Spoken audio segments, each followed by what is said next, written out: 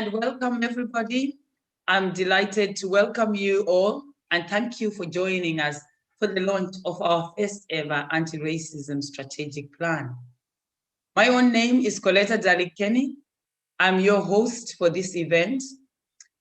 I'm a co-registered social worker, an educator, a researcher, currently based at Dundalk Institute of Technology.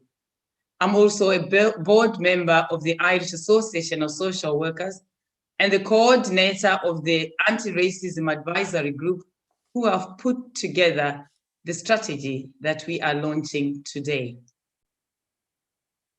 I'm going to just give 1 second to allow everybody into the session that we've just started sharing live. The 1 second is over, I think. I've been told that we have up to 160 people viewing this morning, and that out of those people, 70 of them are students. It is great and heartwarming to see that our students are interested in the topic that we are going to be talking about today. So thank you everybody for joining us. Our students are our future. So we feel that the future is in capable hands if our students are interested in the issue of racism. So to kick off today's proceedings, once again, it's my pleasure to welcome you all today. Please feel free to use the chat function for your questions, comments, and reflections. We will try and answer a few questions towards the end, but due to time constraints, we may not have time to answer all questions. Our panel will be happy to answer questions via email if you contact us, if you contact our office via email. I also invite you to follow us on Facebook and Twitter. Our hashtag for this event is #No to Racism in Social Work. So for those of you who love tweeting, feel free to tweet away. In a moment, I will hand over to Onya McGurk, chairperson of the Irish Association of Social Workers, to officially welcome you and give her opening address. But before I do that, in setting the context of the journey that has led to this day, I begin by acknowledging our speakers who have taken time from their very busy schedules to be with us this morning. Senator Eileen Flynn, who will launch the strategy. Mrs. Onya McGurk, as I have already mentioned, who is chairperson of the Irish Association of Social Workers. Mrs. Claudia Horo of the Irish Network Against Racism. Social work colleagues, members of the Anti-Racism Advisory Group, Dr. Washington Marovatsanga, Dr. Muren Nirahale, Evelyn Obo, and Diana Ihirwe. Their biographies are on our website, so please do feel free to read over them. They are very interesting websites. They are people with a wealth of experience in the area of work we are talking about. For those of you who may not be aware of it, 2021 is a very special year for our organization, as it is a year that we celebrate our 50th birthday. Some might therefore say, we have become of age as an organization, and yes, indeed. It is half a centenary. In terms of this plan, we hope future generations of social workers will remember this day as the day our organization publicly declared a plan to tackle racism within the profession and in our society.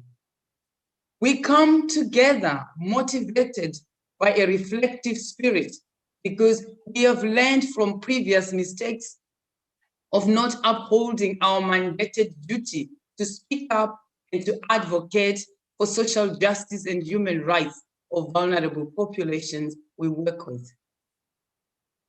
A couple of weeks ago, our silence in the 19th century mother and baby home tragedies led us to issue a public apology for our inactions in not playing our part to be the voice of the voiceless. As a reflective organization, we have learned from that experience. And today we are saying we know that racism exists in our society and in our profession. And we are going to do our part to dismantle it. This strategy is therefore not just a statement of intent, but documented actions we will take to dismantle racism and to call it out in all areas of our work. We know that racism exists in our profession because we have listened to and heard firsthand accounts from social workers with lived experiences of racism within our profession. At a moment when there's a rise in hate speech, hate crime, the persistent rise of the far right, it would be wrong for us not to take our place in the fight against racism. The strategic plan journey that I will detail now commenced in July last year, following the brutal killing of George Floyd in May in the USA by police officers in broad daylight, as we all will remember. There was a global outcry for social justice by the Black Lives Matter movement. Upon reflection of George Floyd's killing, a few Black social workers and I put a motion forward to the IASW AGM in July, calling the Irish Association of Social Workers to prioritize anti-racism in the various areas of the profession. In particular, the motion asked the IASW to provide a platform for ongoing discussion of racism in social work led by those with lived experience of racism within the profession. The motion called for the continuing professional development activities that incorporate racism, diversity, inclusion, and equality issues, equipping social workers to challenge systems and professional practices that perpetuate racism. In his letter speech, my colleague, Dr. Washington Maruatanga, will elaborate on the strategic plan. Another important milestone along this journey is that we also advised the IASW to seek membership of the Irish Network Against Racism, which we did, and we were accepted as a member. Before the month of August to October 2020, we held 3 talk time sessions. These were spaces which we created to have discussions with social workers about racism. Facilitated by our coordinator, our CPD coordinator, Clina Murphy, and Dr. Hilda Loughlin, who is also a member of the IASW board. We hosted sessions, and the sessions were very well attended by social workers. The main aim of the sessions was to create safe spaces for social workers to talk about the elephant in the room, the issue of racism. These safe spaces provide an opportunity for the membership to explore their thoughts, their feelings, and what it is they wanted to be done about the issue of racism. What emerged was that racism was alive and well in the profession, and that social workers experience racism sometimes from service users who did not want to be seen by Black social workers, sometimes from colleagues, and sometimes from managers who were not able to deal with their issues and their experiences. The overall position of the talk time group was that racism in any form was unacceptable, and that as social workers, we needed to advocate for its eradication. Following on from the talk time sessions, we had a visit from BASGWA, the British Association of Social Workers, and Wayne Reed, who's a professional social worker, spoke to us about how they had addressed the issue of racism within their organization. This was helpful in giving us ideas. And between the ideas we got from Wayne Reed and our own ideas that emerged from talk time sessions, we were able to come up with a strategic plan. So all those initiatives have culminated to the strategy that we launched today. I just want to end this opening from myself by saying that Nelson Mandela, the icon of social justice, once said that no one is born racist, we learn to be racist. So when we are born, we are not racist, but it's something that we learn. And Mandela said, if we can learn it, then we can also unlearn it. Without further ado, I want to hand over to Mrs. Onyama Gurk, our chairperson, to officially welcome you and give her opening address. Thank you all for being with us today. We appreciate you. We appreciate your presence here today. It is a very special day for us. Thank you. Good afternoon, everybody. I'm delighted to welcome you today for the launch of IASW's first anti-racism strategy. This strategy is a really important step for the IASW and for social work in Ireland. We acknowledge the deep systemic issues in our society that have become all too evident as people from other countries, cultures, and ethnic minorities have chosen to live and work here with us. Recognising that those issues were there already is a really, really important piece for us to acknowledge. The catalyst, as Coletta said, was the killing of George Floyd in the USA back in May 2020. And also, in the last few weeks, I came across some words that I just want to share with you from a young person living in care in Dublin who sent this piece to his social workers expressing his thoughts about care for a newsletter celebrating World Care Day just in February gone out. I just found these words really hard to forget in the context of difference and acceptance and today's launch. He wrote, "It doesn't matter about one's faith, speech, race, or even face. What matters is one's heart, and to let another heart beat, not end their lives due to your closed-minded ideas." I'll just leave that with you to think about because I haven't stopped thinking about those words since I read them. Today's event is also the IASW's first event using our new communications partners, Crowdcoms. And I want to acknowledge that this is our first use of this platform, and we're delighted to be moving in that direction. So we look forward to many CPD events assisted by them in the coming year. I want to thank Senator Eileen Flynn, who's with us today, for taking time from her very hectic schedule to be here. Her own background in community development and activism on behalf of our Irish travellers is particularly relevant in our anti-racism journey. We recognise that we are going to need a lot of support at all levels for the goals in our strategic plan to become a reality. And this includes support at the levels of the state and its various institutions, including the House of the Oireachtas. I wish to extend a special thanks to the IASW Anti-Racism Advisory Group and their supporters, both within the organisation and beyond, for making this strategy possible. I'm so grateful for the energy and leadership on this issue from Dr. Coletta Dallikenny and Dr. Hilda Loughran, who led the group's work towards today's launch. IASW has never previously named and addressed the issue of racism as an injustice explicitly beyond generic anti-oppressive and anti-discriminatory pronouncements. Other injustices that are both discriminatory and oppressive, such as domestic violence, bullying, LGBT discrimination, etc., have all been explicitly named, talked about and addressed in action plans for service delivery.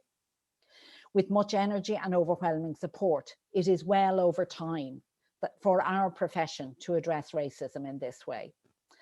I'm therefore proud to say, as we celebrate our 50th year in IASW, through accepting critical, constructive criticism from our members with lived experience of racism in social work, we have become more attuned and responsive to the demographic changes in Ireland and the challenges and opportunities they present for social work in relation to racism.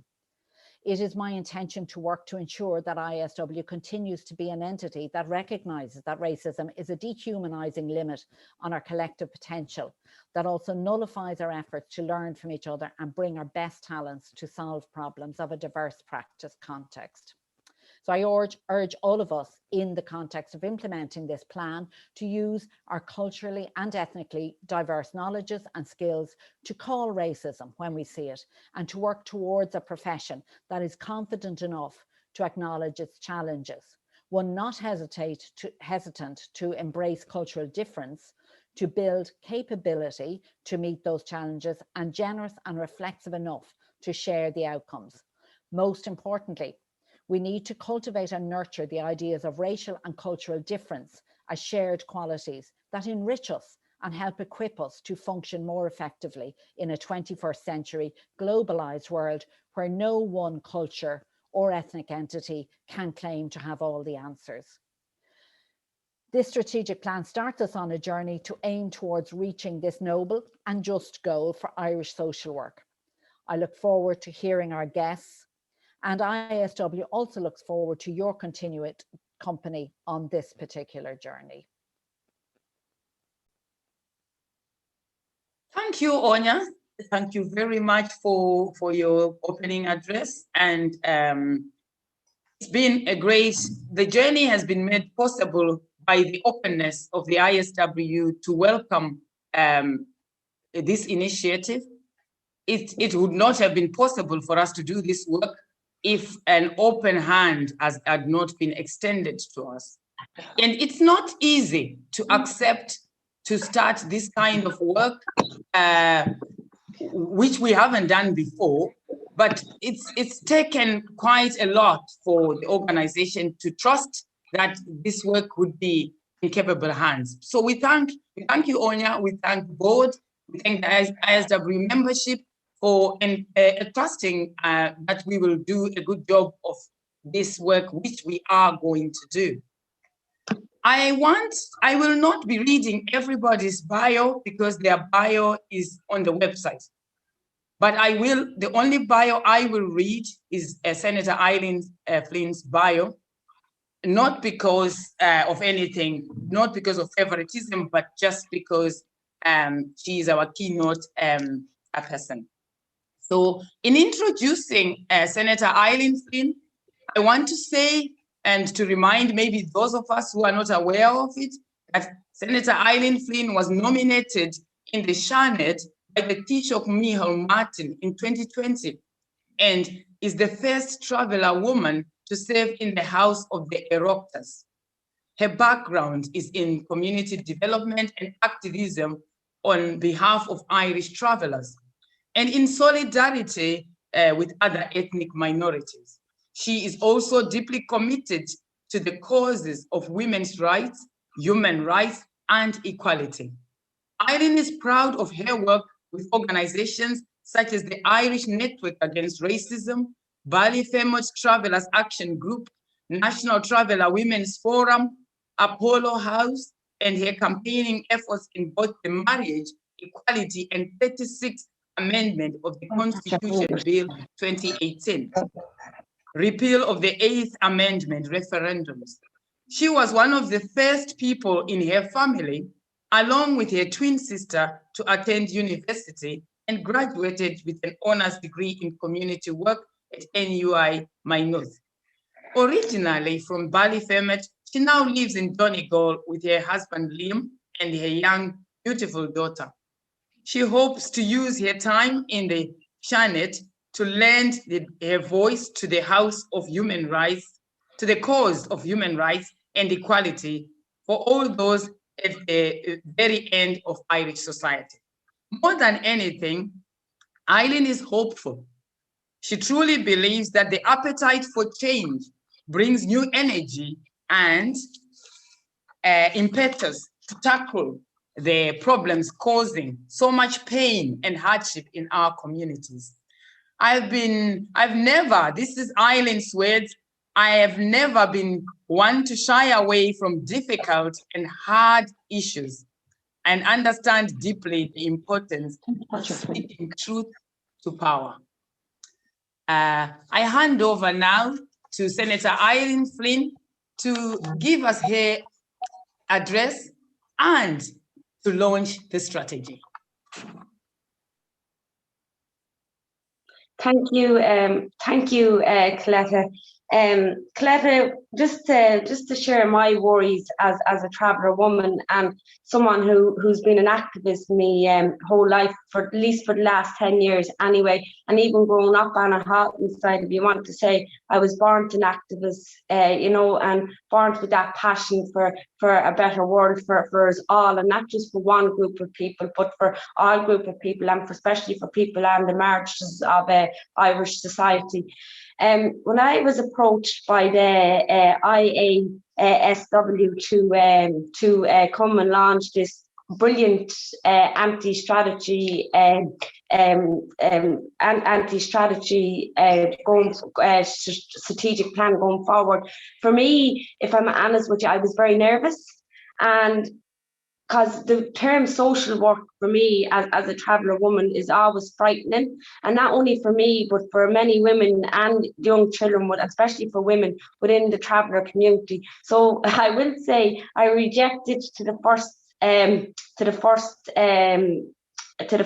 invite, and Colette then emailed me again, and I decided to do the launch today, because for me, last week when I came to a practice on this launch today, to my positive surprise, I logged in and I wasn't expecting to see two Black people in the room, especially when it comes to social work. I will say that, and that there was my own not thinking that Black people or traveller people are social workers, So I logged in and I seen Coletta and Washington, and that opened up my eyes to, in the social work sector, how there is people from the travelling community, and there is people who are from other ethnic minority groups and Black people in social work in Ireland. But again, for me, I was a little bit naive to that, And last year, actually nearly 2 years ago now, when I had my daughter Billy, I was so nervous of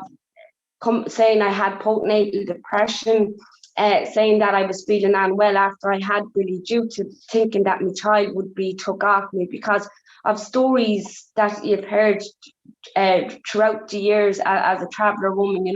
People in our community would now, and I'm on about older people from the age of, when I say older, I mean in late 40s, early 50s, speaking about years ago when they were living on the side of the road in wagons, how social workers would come and just take their children away, and now we're talking back about 40 years ago, but still it exists within the social work sector, racism and discrimination did.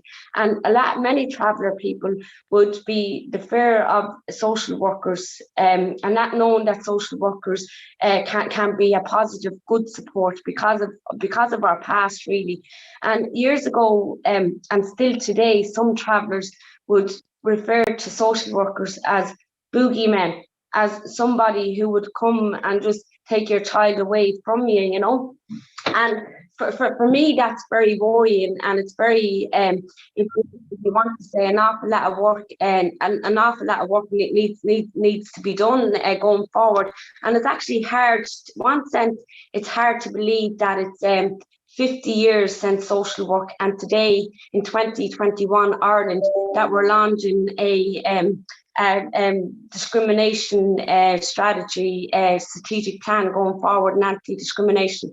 And that, for me, within itself, is a step in the right direction after 50 years. And it's great that we see social work, and young, like Coletta was saying, over 70 people at this event are actually students, and they're the young people that we have to encourage and educate around ethnic minority groups and how the relationship that ethnic minority groups have along with social workers in general, if you want. As a young woman of 10 years of age, I was in a really bad accident, car crash, and I spent many a month in Our Lady's Hospital. And again, I remember as a child being so nervous of social workers. And if you want, you know, you're taught from a young age and how to even approach social workers. And the fear that came, instead of looking at the support the social workers can bring to you, it was actually looking and thinking that, again, from that young age, that you were going to be took away from your family, that your family was going to be blamed, and something that was out of your control. And even as a senator and as someone in public life, I still fear, and it's actually a little bit, and I think it's embedded in your head from a young age because of our history, you know. And I speak to many travellers even still today. I work with traveller women in prison who are, if you want to say, very if you want, not educated around the roles of social workers from our past, you know. And I think this anti-racism strategy going forward is a step, and a very positive step in the right direction. But I also think that, you know, a module should be set up when we're doing social work, that module speaks about people from ethnic minority groups, gets in ethnic minority groups, and we educate each other, you know, because I do think social work has changed over the years to a most positive role than what it was going back in the like 40 years ago, 45 years ago, and even up to 20 years ago. So I'd like to acknowledge that as well. And of course, I look forward to working with the Irish Association of Social Work, and also I see this again as a step in the right direction. I think the strategy is a very powerful strategy, and again, the killing of George Floyd brought this strategy to light, you know, and in Ireland after 50 years. And some people may say it's 50 years too late. I don't believe in that. I believe that, you know, where there's a will, there's a way. And to me now, and even like getting to know social workers over the years at a personal level, and working with them around tables and bringing travellers and ethnic minority groups with Social Work Ireland, that it's critically important that we get people from ethnic minority groups to go out and be social workers within our own communities as well. I think that's really, really important. And over the last few months, really, you know, when we look at racism in Ireland, when like people that's meant to care for vulnerable, for marginalised communities, you know, we're meant to have that good, positive relationship with Social Work Ireland. And I really hope from the bottom of my heart that today is that step in the right direction, that this strategy won't be just left on the shelf, that, you know, that organisations and Social Work Ireland will work together to build up a strong, good relationship and educate each other around the roles of social workers and what social workers are, what their aims are set out to do to support family. Because, you know, we know that 90% of the time, no social worker wants to take a child from a mother and from a father. They want to support families. And I will say that, you know, while supporting families, we have to support families' culture, families' way of life, and how families live as well, you know. So I do think another step in the right direction would be having a module within social work that would address some of the inequalities in Ireland, because again, the key role the social workers play in Ireland. And I hope that this anti-racism strategy plan is not just going to be stuck on a shelf in 2023 and then reviewed, and that many actions were taken in the strategy. Again, I think it needs political support. It needs social work also needs to be able to educate communities and to be able to be best practice, if you want. They need all the support they can possibly get around funding as well. And you know, for me personally to be here today, I was very nervous because, again, those relationships in social work and within the traveller community hasn't always been a positive relationship. And there's many stories that you hear that would raise the hair in your head if you want. But again, today is that step, and it gives me great pleasure, and which is actually strange because of doing the pre-recording last week and getting to, you know, meeting people around the table in social work Ireland. It gives me great uplift and a step in the positive direction for people and for especially for the traveller community to launch the strategy, anti-racism strategy today. And like one of the headings and the strategy is a new way forward. And I think today is a step in the right direction of that new way forward. And again, we have to include people, we have to educate people, and we have to be open-minded to educate ourselves. And we have to look at our mistakes and if you want to say, reflect and some of our bad practices in the past, and how do we move forward from that, you know. And again, like many young traveller children I see in the care system, many young Black person I see in the care system, you know, and it's really about those people not just being put into care system and their culture and way of life is no longer valued. I think we really need to look at, while we have young travellers in care, how do we also bring young travellers' culture with them, and that, so that they don't lose their sense of identity. And you know, it's just really important that while we're trying to care for people and looking after young people in the care system, in keeping people safe, that we also value people's culture and people's way of life. So without any, like my mother used to, and I've always say this saying, and I think it fits really well here today, you know, that nobody knows the shoes cutting them, only the person that's wearing them. And that's the same for the young person in care. That's the same for any family that's living on the margins of Irish society, you know.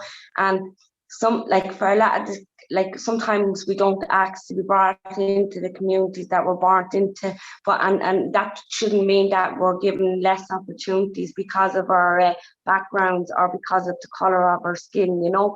But and I keep stressing this point is, for me, I see a brighter future for social work in Ireland. And I see that having this anti-racism strategy plan is going to bring communities with social work, and it's going to, if you want to say, create that better relationship, because now we see ourselves in a strategy in social work Ireland, you know, for the first time in 50 years. And today is a day that will go down in history in Irish society. And I understand that we're just on Zoom. And why that day will go down in history is that after 50 years since the very first time social work in Ireland was set up, 50 years later, we're here around this table and we're launching the anti-racism strategy plan. And it's just a phenomenal day. And for me right now, I'm even overwhelmed thinking of, you know, now we're on the agenda of social work in Ireland. And when I say we're on the agenda, I mean people of colour, Black people and the traveller community. So it's a really, even though it's just Zoom and we don't have the pleasure to meet in a big setting, but to be able to do this is phenomenal. And again, I think it's really important to look at our mistakes in the past, but it's also important in how do we move forward without making those mistakes again. So from the bottom of my heart, I would like to thank the Social Work Ireland for inviting me here today to launch the anti-strategy plan. And I really hope it will get all the support that it deserves from government, but also get the support from people within social work. And again, educate, to have ethnic minorities as a module in social work. I think it would be a phenomenal step in the right direction, where we no longer see social workers as boogeymen, where we can see social workers as support and not as a threat. So thank you so much to the Social Work Ireland for inviting me here today to launch the anti-racism strategy. And again, a new step in a new step forward. And I think today is a new step forward. So thank you. Thank you, Eileen. Wonderful words of wisdom, profound words of wisdom, food for thought for us social workers. Yes, on our new way forward. Yeah, so much to take from what Eileen has just said. First of all, that she hopes that we won't just leave this strategy on the shelf. Yes, that we will breathe life, hopefully, into the strategy and it be action-oriented. Policies, strategies sometimes are left on the shelf. Thank you for reminding us that, Eileen. We definitely won't leave it on the shelf, and we hope to get your support in our implementation program. Again, valuing people's culture, supporting people's way of life. Eileen has called for a module on people with from ethnic minority backgrounds. This is an area that my colleague, Dr. Washington, Dr.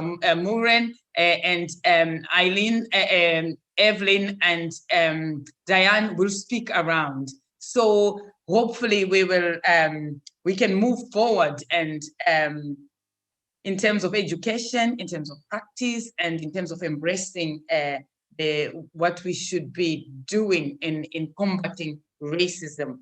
And hopefully people from the traveling community, ethnic minorities, and everybody does not see us as boogeyman. We hope to create a society where social workers are there to go to people, because there are lots of positives in social work. There's a lot that we do that is good. But if people don't experience it that way, well, then we have problems. So thank you so much for those words of wisdom, food for thought, and we hope to build positive relationships going forward in the areas of our work. So now we are going to take, I think I will ask, before I leave the stage, I'm going to ask Eileen before she leaves us to officially declare the strategy launched. If you don't mind, Eileen, I'll give back to you. Sorry, Coletta. Sorry, I thought I already officially launched the IASW anti-racism. Fantastic. I must have missed that. Sometimes I miss things. I'm a bit slow in myself. Thank you, Eileen. Fantastic. Thank you. Thank you so much. So the strategy is launched, guys, and we can raise a glass of wine, even though I only have a glass of water here. Thank you, Eileen. Thank you. Thank you. We are going to have the poem as kind of an interlude, and then we will be going forward to Dr. Maravatanga, Dr. Nirahel, and Diana, and in after that poem. So I will hand over to our organizers, to our technical people, to tune us on to the poem. Thank you. Thank you.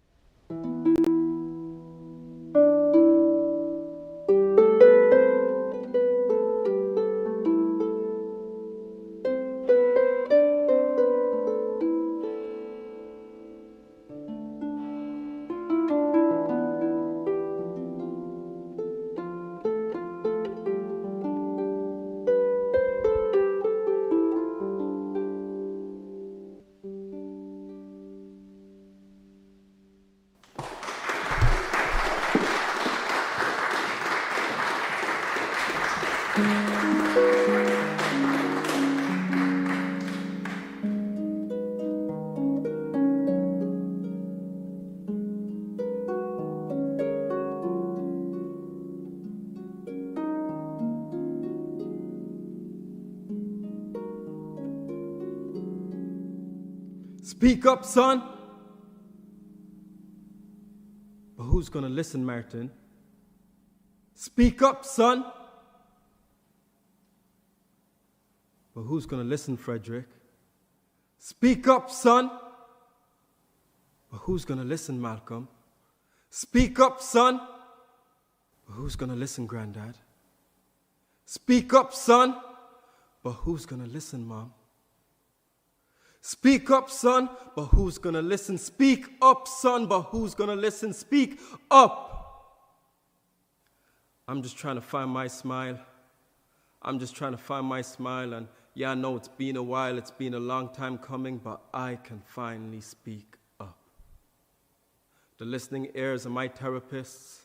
I'm just wondering what will happen next when they hear of this. All the pain and the struggle that I, my family, and friends have endured and inherited. All the incidents that led to self-hate and brought anxiety. Therapists, show me some empathy. Maybe we can have a drink of Barry's tea as we reflect upon my past and present that made me stronger than I should have to be. The year 2010 to January, my family fled a war, seeking refuge and safety in Ireland, where we became stigmatized as dirty refugees, where we were packed in a room like a can of sardines, where we watched our parents cry, yet comfort us by any means. Stripped of our cultures, we try our best to learn and become part of another, one that one day we hope to be so proud of.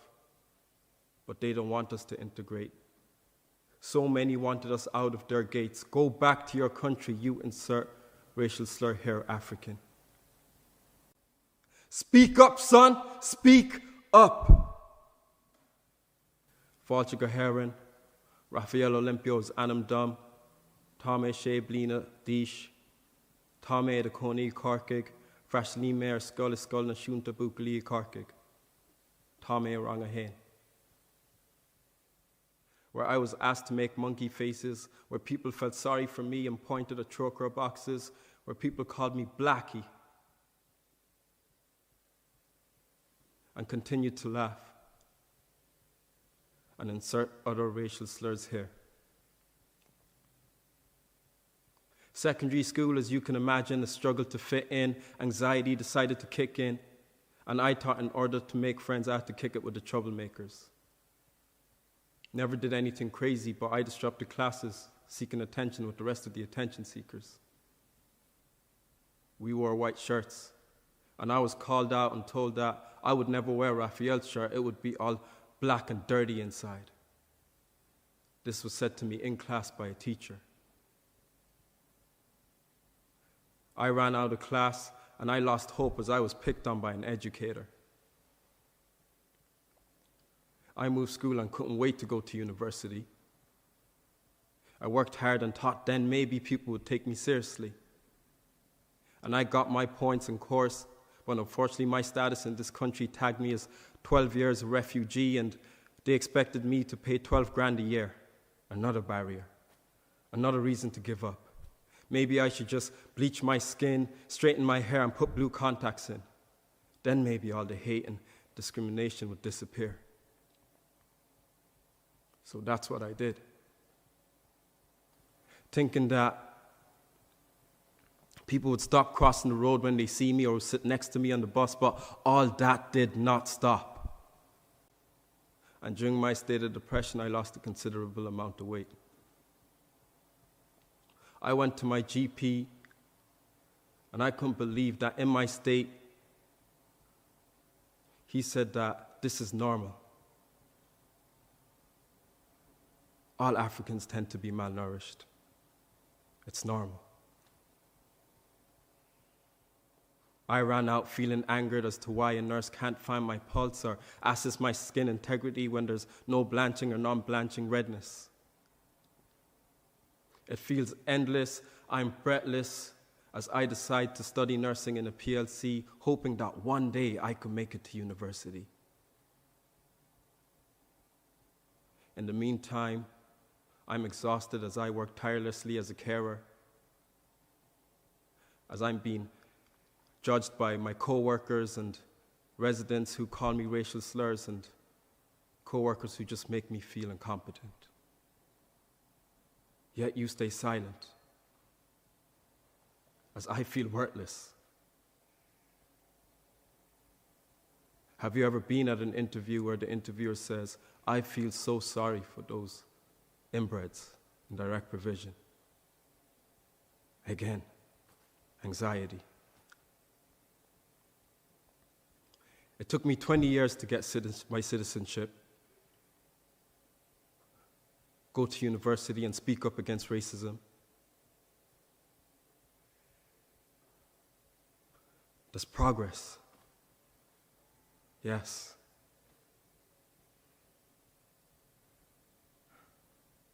But I still fear for the next generation, my children. Thank you for listening. Gaurav Mahagar.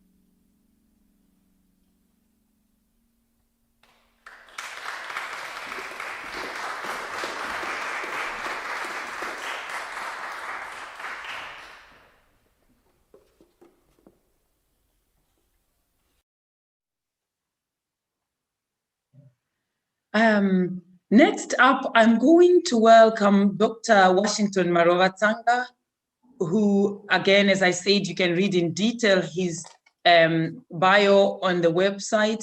But just in brief, Dr. Marovatsanga has just got his PhD researching issues of racism in social work in the different various areas of social work. We are proud of his work. He is a diversity and anti-racism consultant and working at NUIG part-time. Dr. Muren Narali is in UCD. She is also a social work educator. Diana Ihirwe is recent graduate of Trinity College, and she is a social worker working in social work at the moment with young people. So the Washington is going to lead on the presentation, followed by a brief presentations from Muren and from Diane. And they are doing a joint presentation for us. So we look forward to hearing what they have to do. What to say. Washington is going to mainly give us the roadmap of the strategy, what it contains, the different streams within the strategy. I hand over now to Dr. Washington Marovatsanga. The floor is yours. Thank you, and welcome everybody, because there's quite a lot I want to say, so I'll go straight into it. Just to thank all the speakers who have spoken before me, and I share their sentiments, and it's a great day for Irish social work. And I'd like to say this is just the beginning. I'm going to briefly, I cannot talk about the entire plan, so I'll just briefly talk about the plan and what I hope it aims to achieve, or what I hope it will achieve. So basically, I'm going to talk about the plan in terms of its foundational underpinnings, its key areas of focus, and some of its management instruments. I'll also talk briefly about how this plan sort of aligns with other movements, the objectives of other movements within the international social work that are also working to make social work more representative and more inclusive, so that it can be fit for purpose for the 21st century globalized practice environment. Now, I go on to talk about the plan's foundational underpinnings. I'll focus on three core areas. which are from the International Federation of Social Work. The first one being that one that says social work is a practice-based profession and an academic discipline that promotes social change, social cohesion, and the liberation of people from oppression. Now, what this means in terms of our plan is that we're going to look at both the practice and academic dimensions of social work in our quest to eradicate racism and thus liberate people from racial oppression. The second core element of the social work definition that underpins our plan is the one that talks about principles of social justice, human rights, collective responsibility, and respect for diversity being central to social work. Now, the mere fact that our talk time sessions evidence that racism is still prevalent in our social work, that in itself tells us that these very principles, they have not yet found practical expression in our daily social work activities. And that's why our plan will be looking at how best we can arrive at that. I'm also reminded of some remarks attributed to one Trish Walsh, Professor Walsh, who used to work in Trinity way back in 2009. She did remark that although we now teach human rights, social justice, and a lot of equality studies on our programs, but somehow this is not quite translated into visible anti-racist and anti-oppressive practices. And so what our plan will be looking at in terms of implementation will be perhaps revisit our teaching and learning methods or how we structure the content on our CPD programs. And in that realm, we'll be looking at how other contexts have solved that kind of problem. How can we embed that emancipatory consciousness in what we teach so that there's no gap between the classroom and practice? So that is as far as the second one is concerned. The third and final core element of the definition of social work that we draw from in this plan is one that says social work engages with people and structures to address life challenges and enhance well-being. And in doing so, it uses theories and indigenous knowledges. And these theories are drawn from social sciences, from social work itself, and so forth. Now, in terms of our plan, as social workers, we already in our other work engaging with people and structures. So we have the required networks already. It's just to refocus our contacts, our networks towards this focus on racism. And as social workers by nature, most of you might not be aware of this. We are agents of the state in one realm, and on the other side, we also progressive social change agents. So we can use this advantage that we have the proximity to the state as well as the proximity to our communities. And that was, we have that tremendous influence to be the bridge that brings all the state and the people in terms of its laws and policies together. Now, I want to talk about the next thing, which is our key areas of focus in the implementation of the plan. The first one is education and practice. Then we have CPD and practice. I'll say education and research is the first one. Then we have practice and CPD.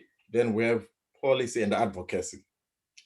So while I cannot speak in great detail about what we're going to do in education and research, but briefly, I would say the overall goal is to deepen our understanding of the negative impact racism can have on the image of the profession and its legitimacy, not only in the eyes of the ethnic minorities, but the general public, like what Senator Flynn was alluding to. So we also hope to use research to foster new thinking and development of new methods to combat some of the most visible symptoms of racism in social work. And in education, we see that these symptoms do take the form of exclusionary practices. And we see this mostly in the recruitment, the non-existent, the recruitment, the numbers of ethnic minority students, the few numbers of ethnic minority students being recruited to the courses relative to the demographic population in the society, as well as the virtually non-existence of Black and ethnic minority educators, including PhD students. And another area of exclusion within the education sector is the teaching of indigenous knowledges or critical race theories that would perhaps help us learn to unlearn racism a bit better, especially if we're borrowing the impact that has had in other contexts. Another area which most of you might or might not agree with me is the gender inequality. While in most fields, it is the women who are underrepresented, in social work it's the opposite. There are fewer men in social work than there are women. So we could say, yeah, there's gender oppression of men in social work, if you want to put it that way. But we are saying we need to see more men, or should make more effort to recruit men in social work. In terms of research, we hope to focus more on embedding what I would call cultural relevance in our research, where we prioritize the voice of the ethnic minorities and other less represented social groups. We also possibly will aim at building on existing research that highlights issues of race and racism. For example, I would give we need to look at the work of Alistair Christie in 2010, which highlighted that racism remains unnamed in child protection guidelines, that is Irish child protection guidelines, children's first guidelines. And if you critically look at them, nowhere is racism mentioned as emotional abuse. But these guidelines have been reviewed so often. And so I'm just saying these are some of the areas in our implementation we might have to look at. Equally, we need to, in our teaching and research, look at, say, the Coulter's report that said Black African children are 20 times more likely to be taken into care than any other ethnic minority group. The last report was in 2013, and it's nearly 8 years later. There has been no follow-up to see whether the situation has been rectified. So these are some of the things, if left unattended, one day we just wake up with a commission of inquiry, then we're wondering, where is this all coming from? So we want to get out of that culture of reacting and be proactive in addressing some of these issues through our education and research. In terms of practice and CPD, I'll start with practice. Again, we see the exclusionary practices where if they were to address, would end up, in terms of our implementation, see more ethnic minorities represented at the level of practice teachers, more ethnic minority practice teachers, more ethnic minorities, team leaders, PSWs, and even area managers. Then our social work will truly reflect that. In my own experience, whether in practice or teaching, each time the client saw somebody who looked like them, it had a very positive impact on the interaction. And when I was teaching before the COVID pandemic, when I used to stand in front of a class, as soon as the class was finished, you'd find ethnic minorities coming up, the faces very bright, thinking that they can also be like me one day. And that gives people hope. So that's why I think diversity in that realm is very important. Okay. In practice and CAPD, here the overall goal is to build capacity and capability to deal with racism through awareness and skills training, targeted specific practice domains. Advocacy and policy, again, is to support policies that make us more inclusive and our profession more representative. Probably Evelyn will be saying more about this. The third thing I was going to talk about, which I might not have time, is just how we link in with other international social work movements that are trying to make our social work more representative, although they probably use a stronger terms such as decolonizing social work. But again, what it means is all about trying to make social work more representative. Why that is important, I was going to tell you a little story. I'll try to see if I can do that in the time left. Some 2 years back, the IASW hosted an event at a hotel in Dundalk in partnership with their colleagues from British Association of Social Work Northern Ireland. And the event drew social workers from across the island to discuss issues of professional identity and many other issues. But I attended one of the workshops there that was discussing about the challenges of working with culturally diverse clients. And there were a group of Irish social workers who had returned abroad from working abroad in Australia, New Zealand with the Maoris, the Aborigines, and in the Middle East and Southeast Asia. They revealed that they were shocked that their education in Ireland had not adequately prepared them to work with people in the diverse country they lived in and worked in. But they also told us they only survived because they kept an open mind. They did not project themselves as social work experts, but through a collaborative spirit, they survived by working with and learning from the people they were even supposed to help. So as they went on narrating, we were beginning to think, well, we don't have to have that experience because we're not going to work abroad. But then somebody in the room remarked and reminded us that we don't have to go abroad anymore because the world has come to Ireland.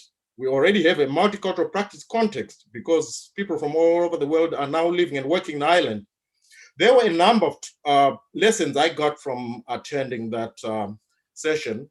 One that was our social work is not truly universal as we've been made to believe, and that we can learn and enhance our social work when we listen to what has happened in other contexts to enrich our social work. And fourth most important thing, that sometimes we can learn more and be more effective if we let people with lived experience of a certain phenomena take the lead and we support them, and the credit still comes back to us.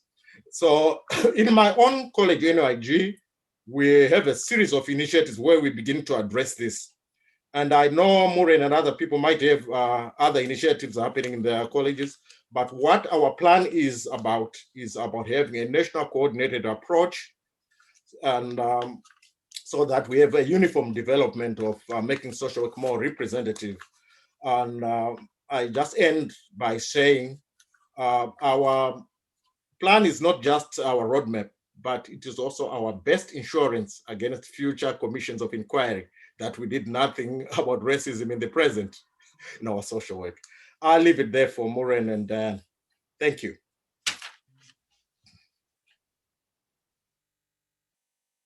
Many thanks, Washington. So good afternoon, everyone. I just wanted to start, I suppose, by congratulating the IASW on the launch of the strategic plan and extend my thanks to Coletta for the invitation to speak here. I was privileged to be able to contribute in a small way to the working group, and it's really great to see the hard work by Coletta, Washington and colleagues and their leadership over a short space of time coming to fruition today. The anti-racism strategy, the anti-racism strategy's goal for education and research is to deepen understanding of the negative impact of racism on the profession and foster new thinking to develop effective tools to dismantle it. As a social work academic, I look forward to contributing towards this goal in collaboration with Black and minority ethnic students and practitioners. So I was asked to say a little bit about the efforts we've been making in UCD as regards anti-racism. So UCD prides itself as a university for all, a university which has a long history of widening participation and community engagement. Our social work teaching in UCD has been grounded in anti-oppressive, anti-discriminatory practice and a commitment to social justice. And I guess influenced and inspired by our conversations with our diverse student group, we've increasingly recognized that there is really a need to focus more on anti-racism in our curriculum, in our work with students, and in our research. So in recent years, we've made concerted efforts to decolonize the curriculum, and we've tried to ensure, for example, that our reading lists include more diverse content and that importantly, I suppose that case examples we use in our teaching reflect the diversity of the population in Ireland. And in my own teaching, I've moved from discussing culture to more explicitly discussing race. And this year I consulted with Black and ethnic minority students prior to engaging in these discussions about race in the classroom. And these consultations were really invaluable and really enhanced, I think, the student learning experience. And as a white academic, I also really learned a huge amount from this process and from these conversations with our students. So going forward, I really hope to work more in partnership with our students so that their positions as experts by experience can be recognised and better respected. And we've also started to include content on racism and experiences of Black and minority ethnic students in our practice teacher training, including a CPD event that we're holding next week, which is facilitated by Dr. Prospera Tatum. So we recognise that the diversity in our student population is not, as Washington has mentioned, is not reflected in our teaching staff. And indeed, that's a problem throughout the island of Ireland. So this highlights, I guess, the need to ensure that when diversifying the social work workforce, that this doesn't stop at the undergraduate or master's level, but that opportunities to undertake and complete social work PhDs are available to underrepresented groups, including Black and minority ethnic social workers. So I welcome the strategy as it presents an excellent platform from which to build on the work we've done and to address difficulties and challenges that our students face both within the university setting, on placement and beyond. And I was really heartened earlier this year at the annual All-Ireland Social Work Educators Forum, which brings together social work educators from across the island of Ireland, to see that there were 3 different presentations in relation to race and racism issues. And on foot of these, and especially on foot of a call from Dr. Maria Pentaraki of Queen's, a subgroup of the forum has been established to explore what actions social work educators can take to address racism issues within and beyond the profession, and I suppose particularly actions that relate to our students.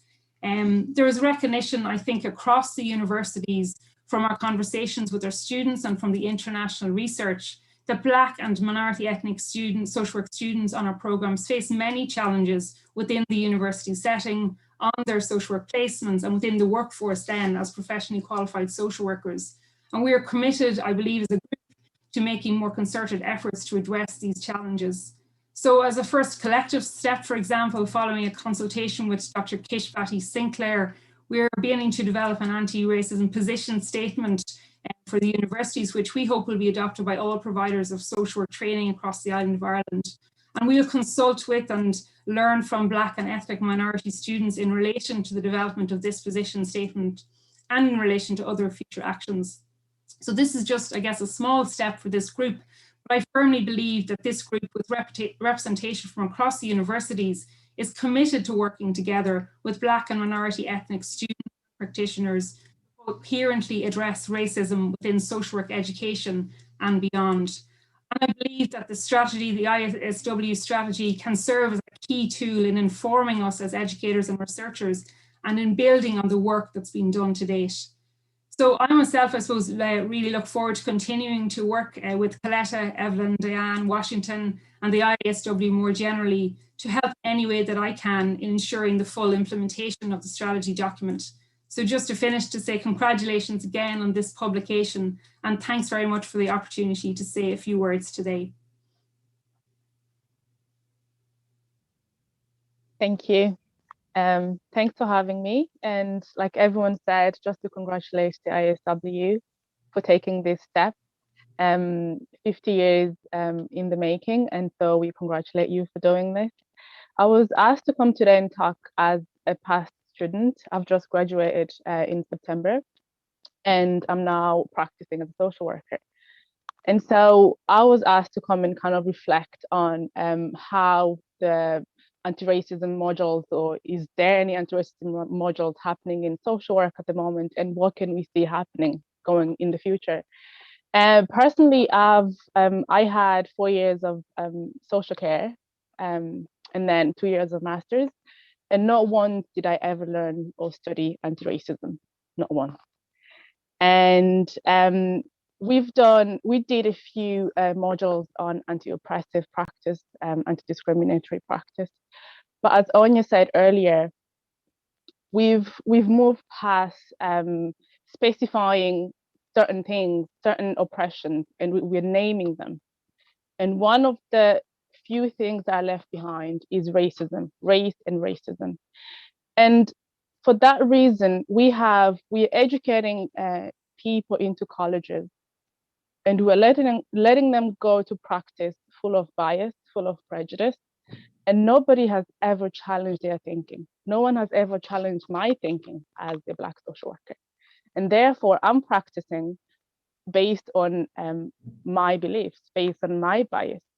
And either you want to acknowledge it or not, 99% of us hold ethnocentrism. So we all hold an opinion of difference. And that's a given. All of you here hold that. I hold it. So it's about how do we challenge our thinking? How do we challenge our thinking within our practice? Because in social work, we talk about early intervention being the key to success, really. And early intervention in practice in social work is in education, is within our colleges. And so if in our colleges, nobody is challenging our thinking and asking us to think or dwell on how we'll be practicing out there, we are releasing social workers who are practicing in discriminatory manners. And it's not their fault. It is the fault of educators because nobody has ever put effort into it. A core value of social work is dignity and worth of the person. Unfortunately, the dignity and worth of the person in education and social work is very much a Eurocentric approach. We are taught in a Eurocentric manner, but we are expected to adapt our practice and not only on Eurocentric service users. And so, although oftentimes we can blame practitioners, I think the root of the problem goes back to education. We need to change the education system. We need to name the issues. We need to name the problems. And if we can be brave enough to name certain oppressions, we need to be brave enough to name race and racism, because race and racism is real, as many people have said in social work. Race and racism is real, it's affecting practitioners as well as service users. And for us to move beyond that can only happen when we are challenged, when we challenge our thinking, when we disrupt our thinking in education. So I urge everyone in education to take a step forward and be brave. Let's not just be performative. Let's not just perform an anti-racism approach. Let's not just continuously learn and unlearn, but let's practice too. Let's put whatever we've learned into practice. Let's change the minds of our young people, and that begins within the education system.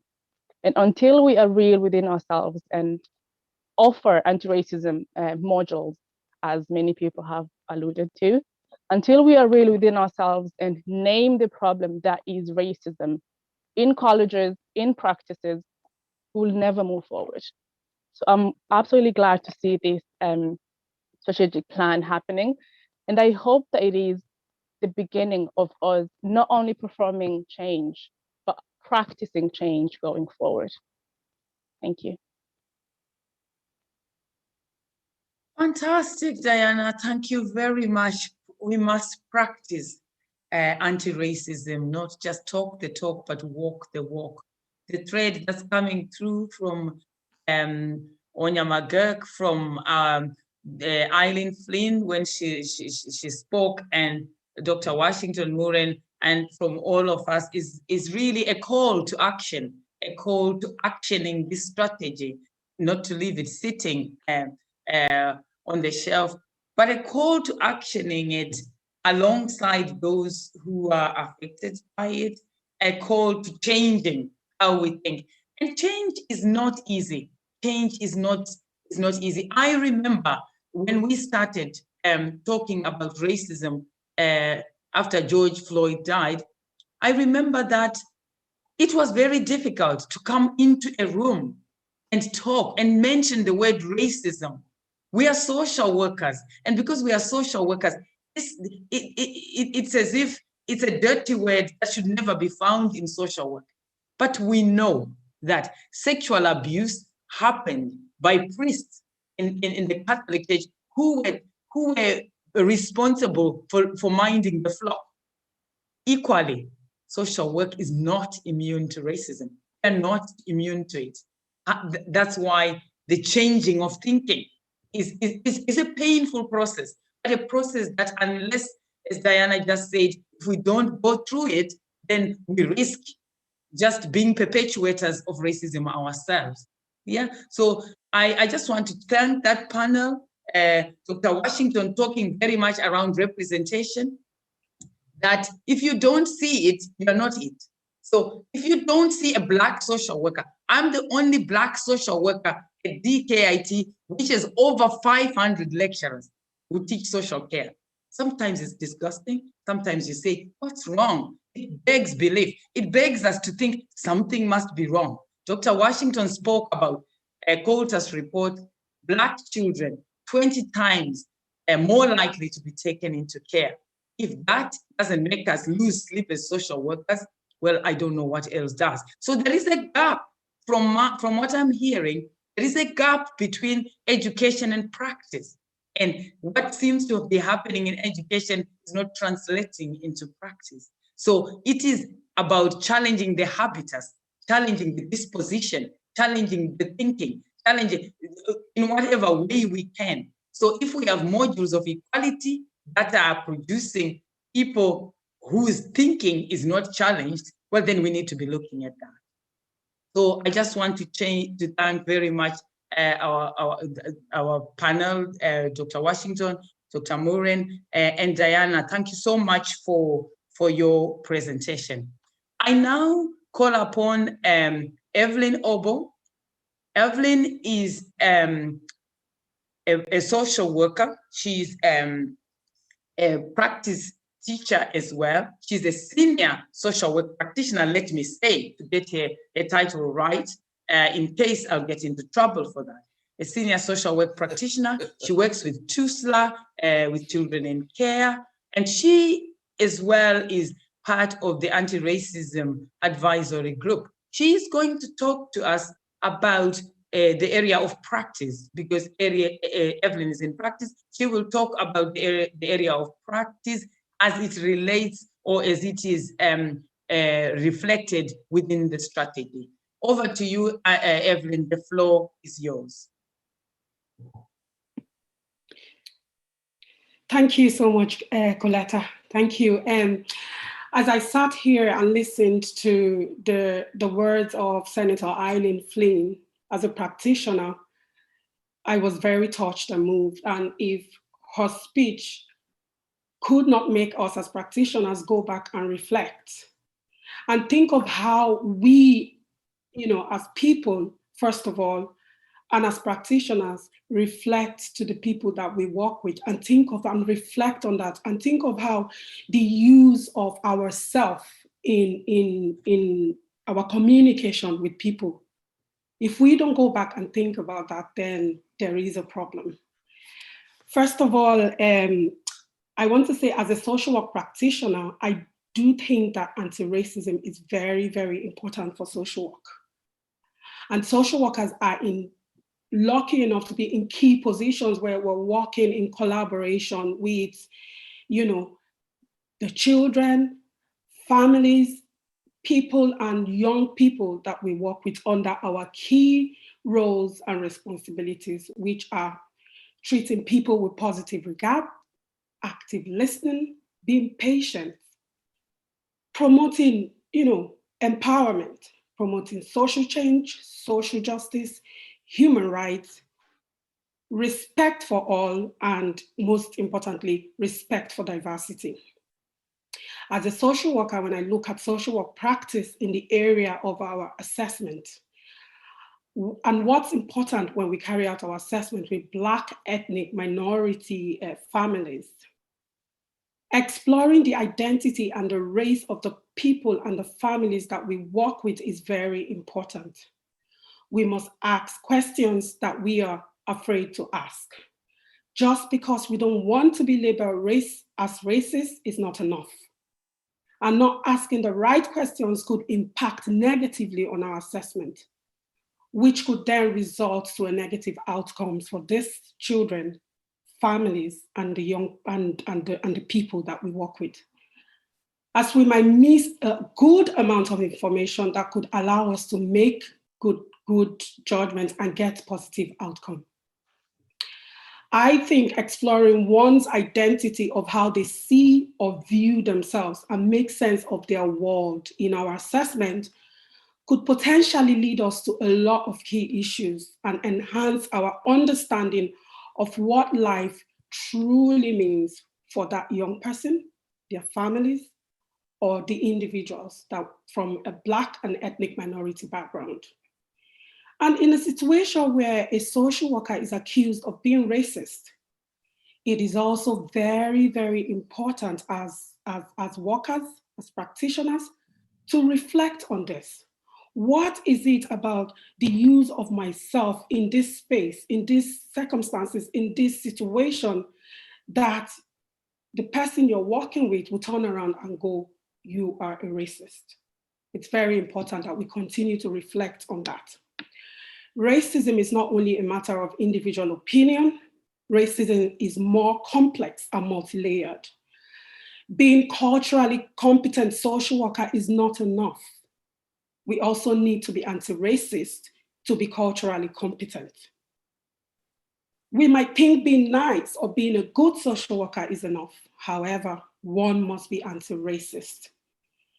It is also about opening up ourselves to do the learning around stripping ourselves from our conscious and unconscious biases that we carry, and also constantly questioning this. Going back to what Diana said there, we all have our unconscious biases. We all have our biases that we carry. And having gone through education without nobody challenging you or calling you out on the conscious or unconscious bias that you carry, and we're being thrown out there, it's very dangerous. So it's about questioning it. It's about taking a step back. It's about constantly questioning ourselves. Also in our assessments, in making stereotype assumption regarding skin color, age, gender, disability, or one's mental health, I urge us all to be very careful on how we internalize our assumptions when carrying out our assessment, as this could end up leaving families very vulnerable.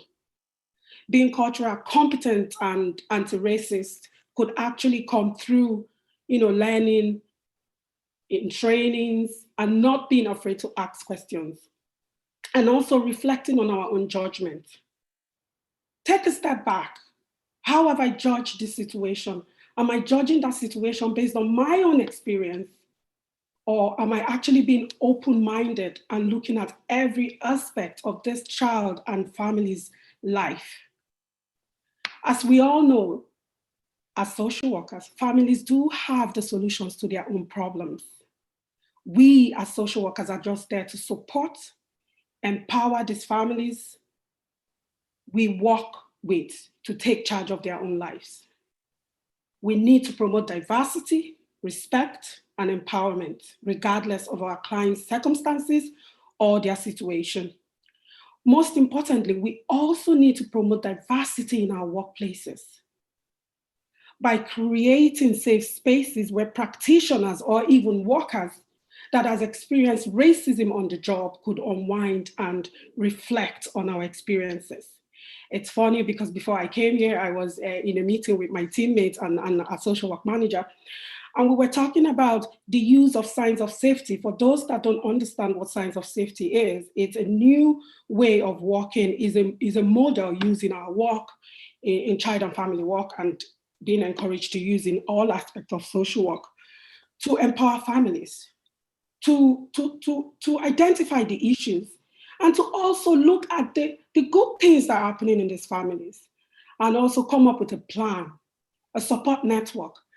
And this model has helped us and has given us a new way to manage risks in casework. And while we were there, I was reflecting, and I kind of said, signs of safety is another way for us practitioners to bring up issues and get people in the room. It will help you also to unwind and reflect on your experience of working with that family from Black ethnic minority, background, that you don't even understand the issues that are coming up. So even for workers working in other areas, it might not be signs of safety, but you could come up with a name, something that you get everybody together and brainstorm and unwind. You're angry, yes, you've been called all sorts of names, or somebody has said to you, oh, I do not understand you because you're not Irish, or I do not understand you because we're from different culture. And you are in the service of, providing service to young people and families. It is hard to carry those feelings around. It is. So I urge you all to look for those safe spaces in your workplace, to unwind, to reflect. I promise you, you feel better, because I've used this so many times and it has worked for me. As part of our anti-racist plan, we have outlined CPD programs for the year of 2021. And hopefully COVID-19 will go away so we can go back to living our lives. I urge you all to please keep an eye on our website, the IASW website, for upcoming events. We would have an event every month looking at issues of racism in social work and working with Black and ethnic minority families. We would have various topics covering issues of racism, and we hope you would be able to join us all. Thank you so much for your time. Thank you, Evelyn. Thank you very much for a fantastic presentation and for reminding us the call to reflective practice in social work. The whole idea of how have I intervened with the family or with an individual or with groups. Reflective practice is the mantra that we sing in social work and in our practice. And when we reflect on how we work with those that are different from us, that are culturally different, sometimes we don't see the cultural strength that's within their culture. Sometimes we don't challenge our own thinking when we intervene. And sometimes this is not a very easy issue, because social workers work within policies and the legal, there's legislation, there's policies, and then there is the social worker themselves. So how we are able to marry all three sometimes can be very challenging. So what we see, family who is probably behaving in a way that we see as culturally inappropriate, and that, as Dr. Washington has said earlier, is probably, we could be saying they are neglecting their child, but maybe they are not. Maybe that's just the way they do things within that culture. So how we probe that and how we protect, because we have a duty and a mandate to protect, how we protect and care at the same time. That is a very thin line. Sometimes it's a challenging thin line for social workers. So I think experiential learning, reflective practice, learning through experience, learning through questioning ourselves is all very much part of it. So thank you very much, Evelyn. I now want to move on to Claudia Horo, who is our final speaker. And I am going to read Claudia's bio, because I think that as our final speaker, and she is a guest speaker who is not IASW, I think we all here with due respect to do that. So Claudia is a speaker, creative and diversity and inclusion professional, specializing in anti-racism. So we are in good hands. We have Claudia as somebody who's coming from the Irish Network Against Racism and also a specialist in anti-racism. Her background is in the arts and international relations, and she is passionate about curating and holding safe spaces for conversations, learning, and cultural change to take place with a view to building fairer, equitable, and more empathetic societies. She has been involved in various projects at state and community level, highlighting the issues faced by migrants in Ireland in the areas of health, employment, and discrimination, with particular focus on racism. She has also led on media and community initiatives and dispels myths and stereotypes and promotes and advances the positive contribution of migrants to Irish society. Claudia currently sits on the board of the Irish Network Against Racism, and she is the vice chair, actually, of the Irish Network Against Racism. I recently learned that through attending their meetings. And she's focused on helping organizations and institutions to address racism. So we look forward to Claudia helping us in Ireland through facilitating workshops, delivering training and designing and developing policies and programs to prevent racism and support those who experience any form of discrimination. You are very welcome, Claudia, and we are grateful that your organization welcomed us into the family of the Irish Network Against Racism. We hope to learn so much from your organization and from you today. So the floor is all yours, Claudia, and thank you for being here. Thank you, Coletta. Thank you very much for that kind introduction. Before I start, I want to acknowledge that people have been listening for a good while now. So I'm going to try and keep it brief. I have been really humbled by listening to all of the speakers so far. Everybody has said something that has struck me. Anya, I mean, you know, your words have stayed with me. I've been thinking about what you've said since your introduction, and the importance 50 years later of naming racism and calling it what it is, essentially. And Eileen, Evelyn, Washington, Murian, Diane, thank you all very much for your words. I've been listening and taking notes and taking it all in. I also want to acknowledge that I think it's been a very heavy start to the year for a lot of people after a particularly heavy year in 2020. And the reason I want to just say that before I even go into anything is because I think many of us, particularly those of us who are working with vulnerable communities, which would be most of you here, are operating very close to our stretch zone. You know, and I think I just wanted to name that, because I think it's worth acknowledging. And I suppose in acknowledging, I also want to commend everybody for continuing this important work, continuing these efforts when it's really difficult to do it. I mean, I don't think there's ever an easy time to do this work, but certainly I think we can agree the last couple of months in particular have been quite difficult. I also want to thank Dr. Coletta and the IASW for extending the invitation to myself and by extension to Einar to speak today.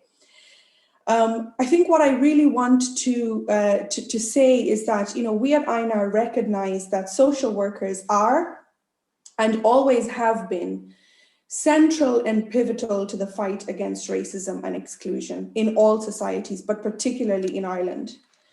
So why do I say that? Although it might seem, if we look at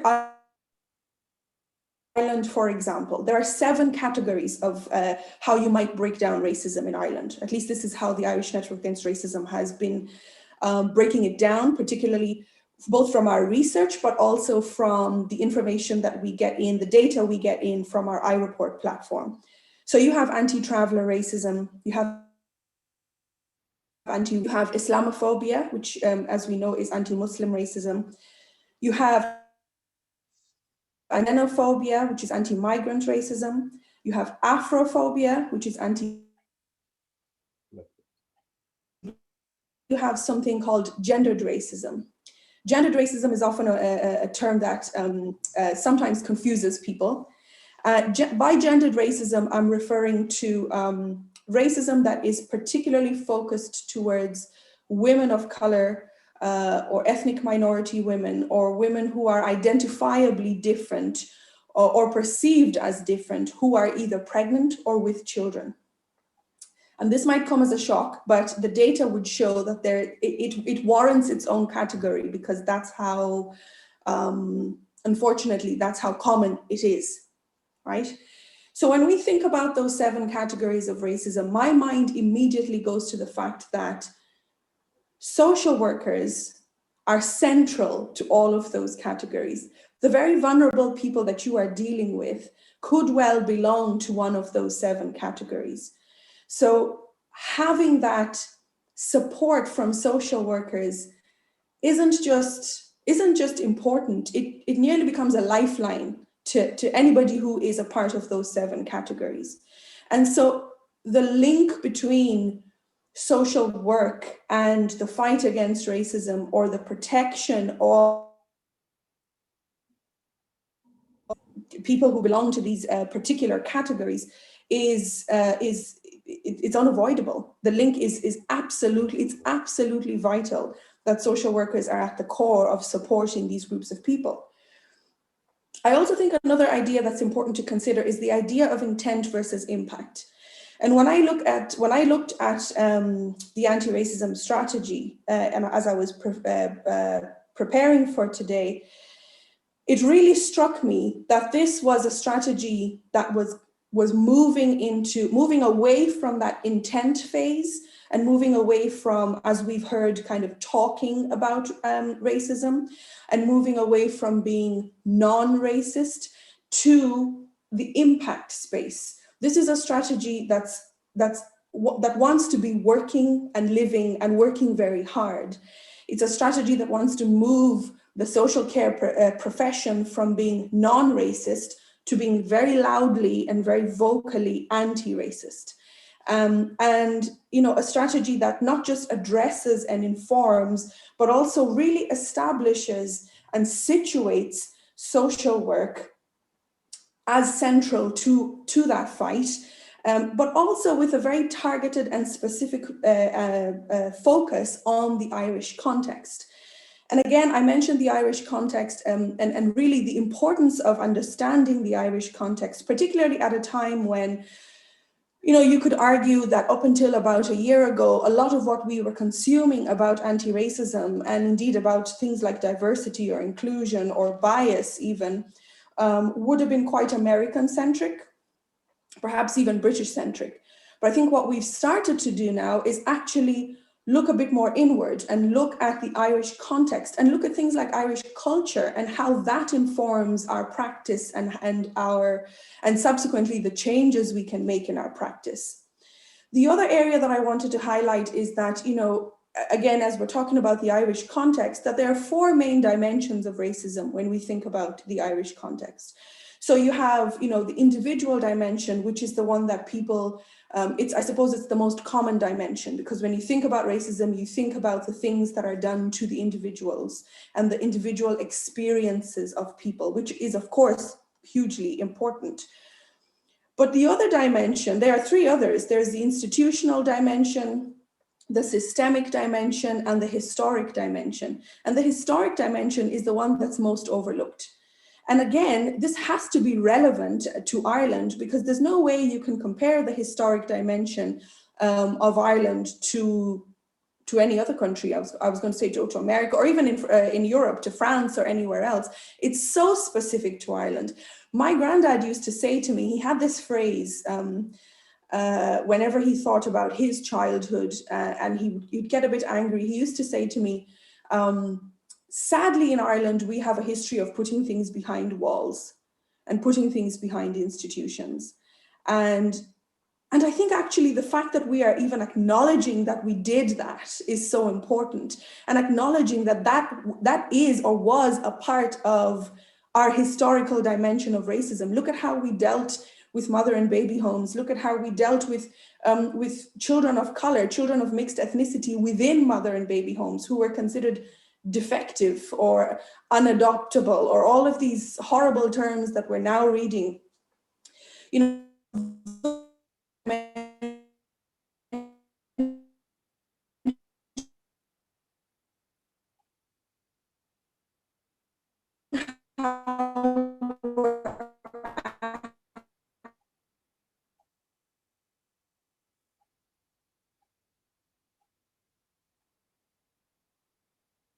Yeah.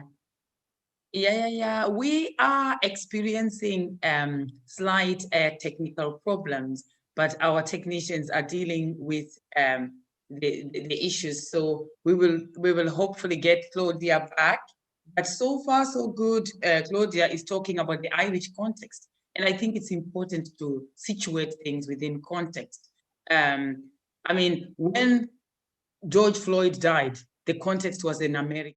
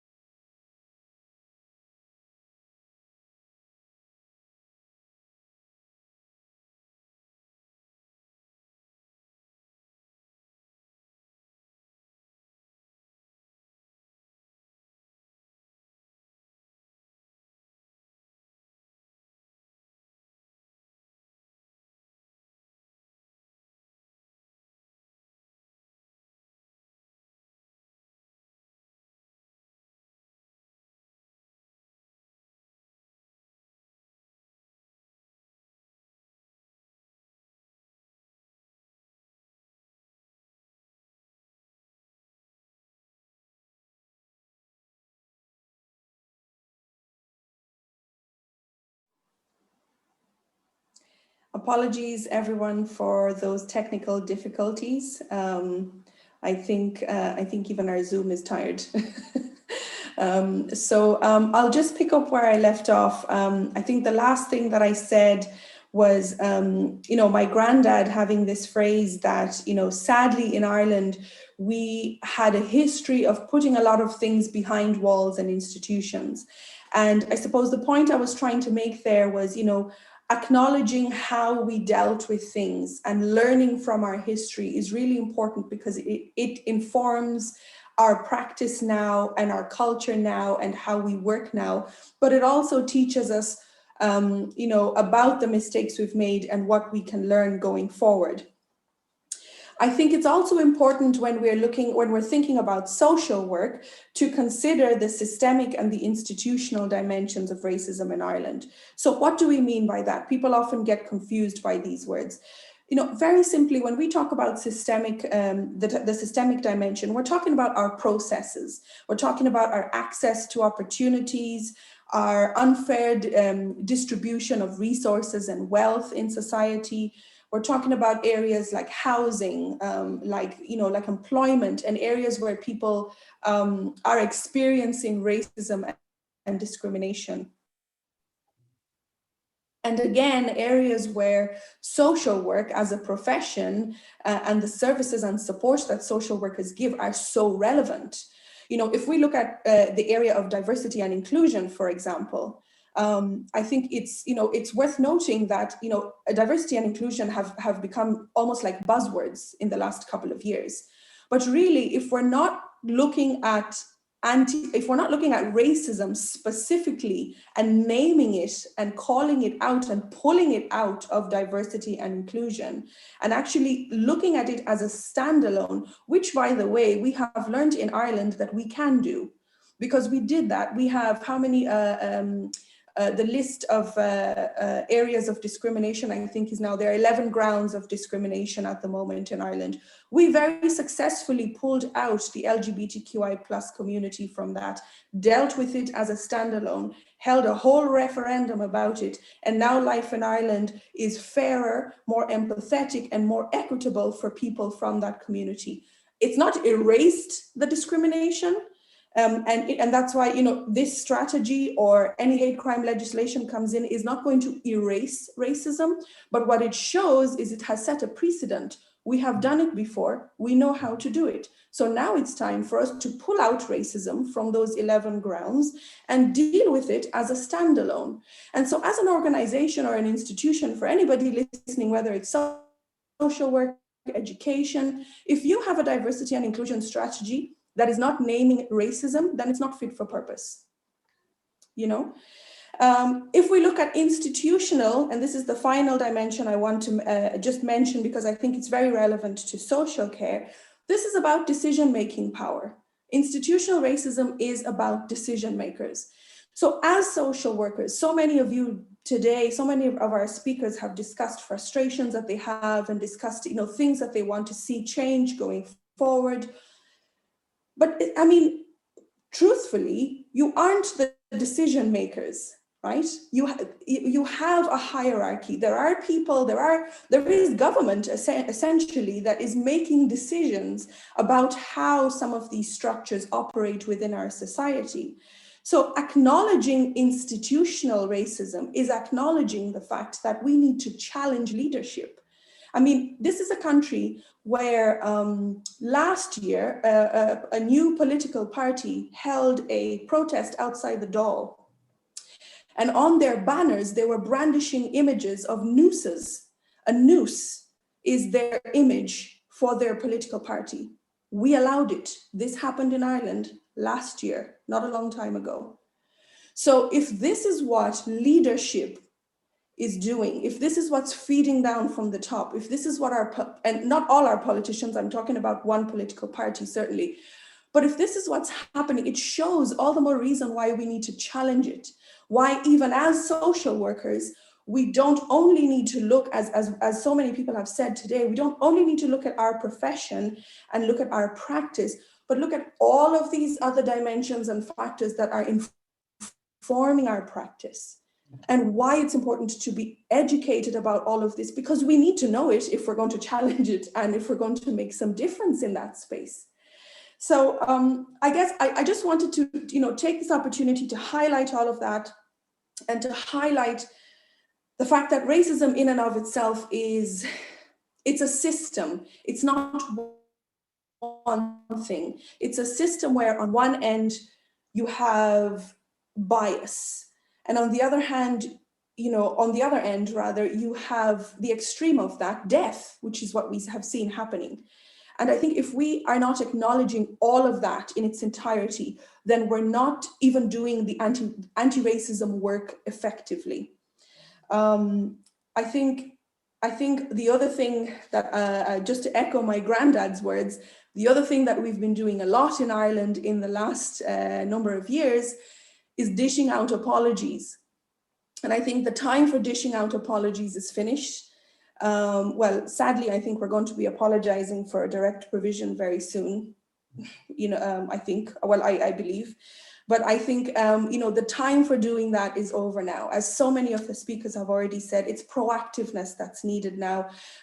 Dr. Washington described the anti-racism strategy as an insurance policy to ensure that we're not dishing out future apologies. Absolutely right. It needs to do that. It needs to be a hardworking strategy that is ensuring that these things are not continuing.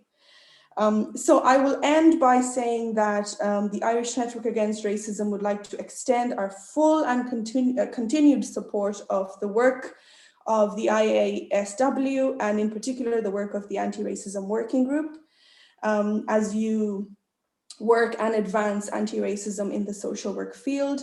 As I said at the start, we acknowledge social workers as really core in the fight against racism, and we're happy to continue having you not just as members in theory, but, you know, doing the work with you. and are really open to doing that work with you. So thank you very much.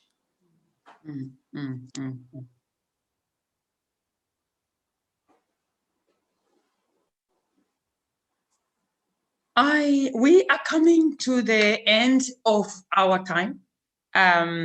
It's 10 to 2, and we have 10 minutes to use. And before I just ask everybody on the panel to say one last word from today, I just want to thank everybody who has been listening to us. I want to take this minute that I have to extend gratitude to our CPD coordinator, Tina Murphy, who has worked so hard and so tirelessly to make this event possible. Sometimes when things happen, and they are beautiful as this event was, we don't know how they have happened. Tina is there sitting quietly, but she has been working so hard over the past month, I think, trying to get things working. I also want to thank CrowdComms. They are a new communications company for our organization. They've done fantastic work. This is the first event they have streamed, and they've done so well. And I just want to thank everybody for attending today. I want to say one last word, picking up from what Claudia has said about context and the Irish context. Claudia said that the significant thing about our strategy is that it's specific to our Irish context. It's not American centric or British centric, which is what's fantastic about it. When George Floyd died, we thought that's an American problem. It was difficult there to name racism and to talk about racism. But before we knew it, George Nkencho, before the New Year, on New Year's Eve, was killed almost along the same way. There is still an inquiry going on, and we don't know how the outcome of that is. So really, context is important, because then we can deal with what we have within this context. We can learn lessons from countries that have had racism for over 400 years, and they're still battling it. It's a journey. It's not gonna go away just because we have a strategy. It's the beginning of that journey. And I just hope that we can all rally behind each other and make that journey a reality. As Claudia has just said, it is the thing between bias and death, because racism actually kills, and we now know that. We know how it impacts those with lived experience of it, be it our social workers or be it our service users. Whoever is impacted by it is dying slowly. So I want to thank everybody who has been listening to us. I want to thank again Tina Murphy, our CPD coordinator, for the hard work she has done putting this event together. And I want just to give the platform, the 7 minutes that's left to everybody, because there's 7 of us, to say the last word, just the last word in 1 minute each. I'm sorry I took all the minutes. I will start with you, Onya, and then we can just go. Yes, thank you all for attending at this event today. It's been really interesting, really inspiring, and I'm very, very proud is the word that's coming to my mind to be part of this as chair of the Irish Association of Social Workers. I won't be chair forever, and so somebody, other people will be doing these jobs, but this strategy will form the basis for ongoing work and a new start and a new way of looking at this absolutely awful problem in all societies. And I'm exceptionally proud to be part of this here today. Thank you all. I will just say something about the topic of decolonization. No one should be anxious or fearful of decolonizing social work, because decolonizing principles is not about getting rid of what we have, because it's been proven to work for some, but it's more about expanding the intellectual space to accommodate other philosophies, worldviews, and practices. it's not a coincidence that the theme for this year's celebration for Social Work Day is Ubuntu, an African philosophy about how being human, collective responsibility, and all those things that we find in our definition of social work. I also want to say, as long as we don't decolonize, we're gonna continue to have a social work that is informed by a monocultural, Eurocentric knowledge base, and that will only serve to reinforce the false notions or assumptions of racial and cultural superiority, on which, of course, racism is founded on. Thank you.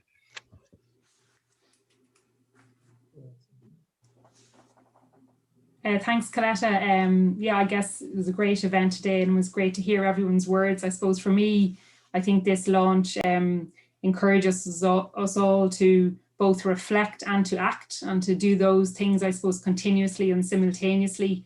And I suppose it highlights to me as well, and I suppose the makeup of our panel today, just the need to all act, to work together in partnership for educators, students and practitioners to all work together to try to implement this strategy. So I think it's a really positive development, and congratulations again to Coletta, Washington, Diane and Evelyn for all the work you've put into it. Thank you. For me, the thing that is that stuck to my mind is the definition of racism by David Wellman, who says that it's a system of advantages based on race. So I'm just glad that we are part of that. We're part of the community that's diffusing that the advantages. I'm glad to be part of this system that's ensuring that everybody receives a piece of a pie within that system. And so well done again to the IASW and all the people organizing this. And I hope to see change from education to practice to legislation to all the levels of the structures in Ireland. So thank you. Diane. Thank you so much for this opportunity. I would love a social work where we're not social workers and seen as boogeymen. I would love to see social work where social workers are seen as, real support people out there that treat people with respect. I know that's our core values: respect, empowerment, respect for diversity, treating families and acknowledging that families have the solutions to their own problems. I hope and urge other social work practitioners to come on board and start this process and continue with this process with us. It's been a journey that I'm happy to see, and the progress that came with the journey. All the talk times here in the social workers, both Black ethnic minority social workers and white social workers, truly trusting that process and coming out and saying their feelings and what they think about racism has been really, really humbling for me. Thank you all. Thank you, everybody, for all your contribution. And I hope this good work continues. Thank you. Thank you. Claudia seems to be frozen. Hi, Claudia. Oh. Do you have a last word for us? I hope everyone can hear me okay. You seem to be frozen. We might go to Cleaner if... To end by saying that there's... Okay. Oh, you can hear me okay. Okay, excellent. Yeah. I just wanted to end by saying that there's a quote by Margaret Mead that always stuck with me. I heard it when I was a teenager. And she says that never doubt that a small group of people, thoughtful and committed citizens, can change the world, because indeed it is the only thing that ever has. And I think that is true of all of you today. Not a small group, but certainly a group of thoughtful and committed citizens who are looking to make change in this area. And I'm really encouraged to have been here and humbled to have heard all of your contributions. So thank you very much. Okay. Thank you very much. So that's it. We have done very well. It's not like me. Anything I attend or facilitate normally runs over time. So we want to really thank CrowdComs for keeping the tabs on people like myself. It's been a wonderful event, and I just want to thank everybody for staying live with us on this stream. And please do stay with us on the journey and the fight against racism. It is a journey. It's not just an event. So that's all I can say. Thank you very much. And to our speakers, I want to thank you also very much, to our panel of speakers, for being here and for taking your time to be here. Wonderful. Thank you.